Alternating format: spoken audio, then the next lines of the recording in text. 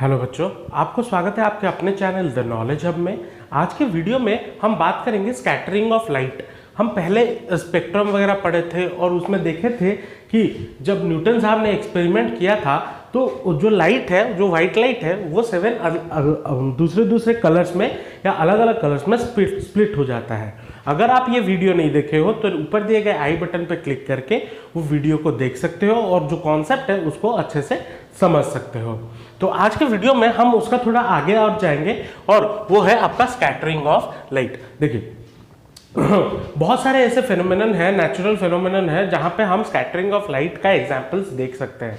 For example, अगर आप sunrise या सनसेट कभी देखे होंगे, वो आपको हमेशा रेड लगता है या जो एटमॉस्फेयर है वो रेड हो जाता है। वो क्यों है? या फिर जब नून मतलब दोपहर के टाइम जब सन हमारे सर पे होता है तो जो स्काई है वो हमें वाइट लगता है। अब जो कोई स्पेस में जाता है तो तब स्काई उसको ब्लैक दिखता है और अर्थ हमारा ब्लू दिखता है। या फिर ऐसे भी हो सकता है जो सिग्नल्स हमारा यूज होता है फॉर डेंजर सिग्नल हो गया, या फिर जो ट्रैफिक लाइट्स हो गया उसमें रेड दिया जाता है स्टॉप करने के लिए। या फिर और भी बहुत सारे एग्जाम्पल्स है, जैसे हमारा जो बादल है वो वाइट क्यों होते हैं। तो ये जो सारे फेनोमेनन है या फिर जो एप्लीकेशंस है वो स्कैटरिंग ऑफ लाइट का है। अब ये स्कैटरिंग ऑफ लाइट पहली बार किसने देखा था? रेलिक करके नाम का एक सर थे, रेलिक। इन्होंने इस फेनोमेनन को ऑब्जर्व किया था और उन्होंने क्या बताया था कि जब लाइट हमारा जो होता है वो सन से हमारे पास आता है तो आते आते उनको एटमॉस्फेयर में, हालांकि स्पेस में तो एटमॉस्फेयर नहीं होता ना, एयर मॉलिक्यूल्स, लेकिन जैसे ही वो हमारे एटमॉस्फेयर में एंटर करता है तो उसे बहुत सारे मॉलिक्यूल्स मिलते हैं, एयर मॉलिक्यूल्स मिलते हैं। तो एयर मॉलिक्यूल्स क्या करते हैं, उस लाइट को एब्जॉर्ब कर लेते हैं और फिर से री एमिट कर देते हैं, फिर से भेज देते हैं, लेकिन उनका वेवलेंथ में कोई चेंज नहीं होता। उसी प्रोसेस को बोला जाता है स्कैटरिंग ऑफ लाइट। तो स्कैटरिंग ऑफ लाइट क्या है? Process of absorption and then re emission of light energy. अब जब इसको देखा गया और फर्दर स्टडी किया गया तो उन्होंने क्या देखा, जो इंटेंसिटी होता है ना, लाइट का इंटेंसिटी स्कैटर होने के बाद 1/λ⁴ हो जाता है। मतलब अगर हम यहां पे ध्यान से समझे तो अगर हमारा जो वायलेट है, वायलेट जो होता है और रेड जो होता है, ये दो मेन कलर हम बाउंड्री में जो होता है, वायलेट का सबसे लीस्ट होता है, कम होता है, और जो रेड का होता है वो मोर होता है, ज्यादा होता है। तो इसमें से जो इंटेंसिटी किसका ज्यादा होगा जब स्कैटरिंग हो रहा होगा? देखिए वेवलेंथ का, ये मैं जो लीस्ट बोल रहा हूं ये वेवलेंथ के बारे में है, वेवलेंथ के बारे में। तो वायलेट का अगर सबसे कम है तो इंटेंसिटी उसका 4 गुना टाइम ज्यादा होगा, क्योंकि इनवर्सली प्रोपोर्शनल है। तो मतलब वायलेट लाइट ज्यादा स्कैटर करेगा as compare to red light, वो ज्यादा स्कैटर नहीं करेगा।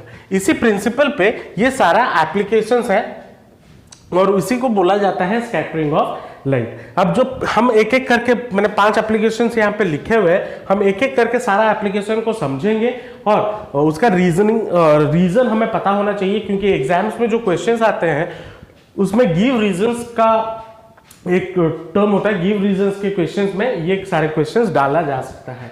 तो पहला चीज जो है, red colour of sun during sunrise and sunset. अब सनराइज या फिर सनसेट जब होता है तो जो सन होता है,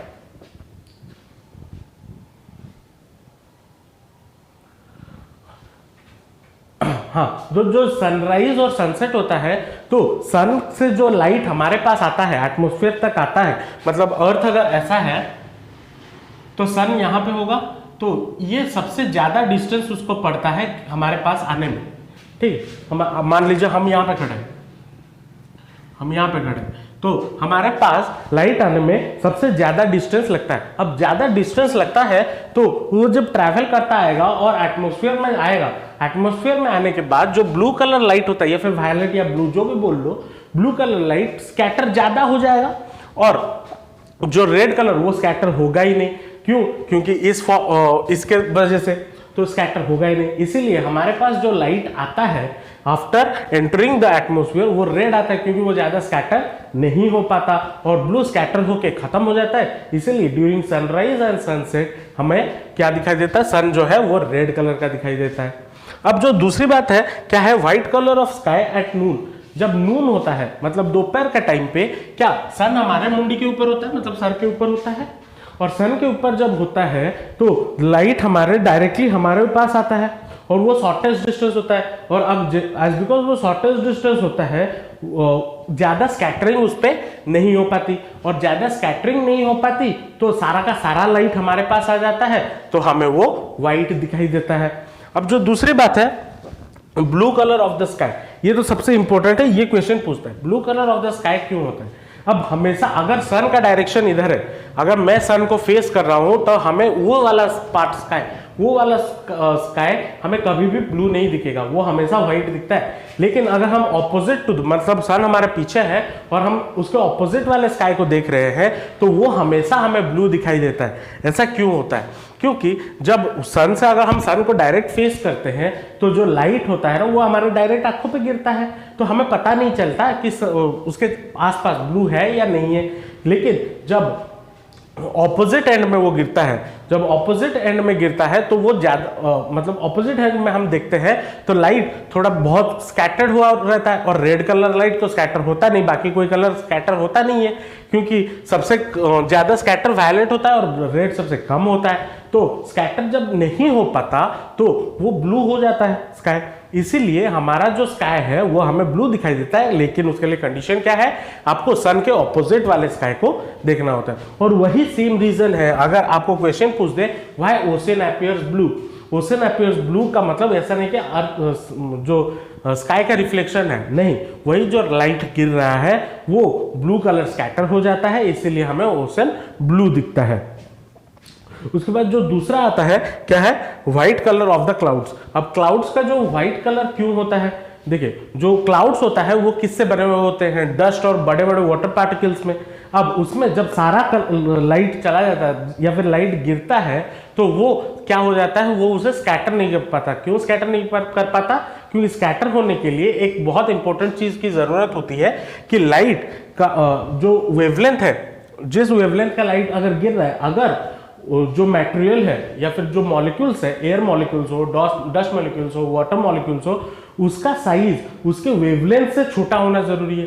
अब एज बिकॉज उतना छोटा नहीं हो पाता और जो उसका जो साइज है उससे बड़ा होता है, किससे बड़ा होता है, वेवलेंथ से बड़ा होता है।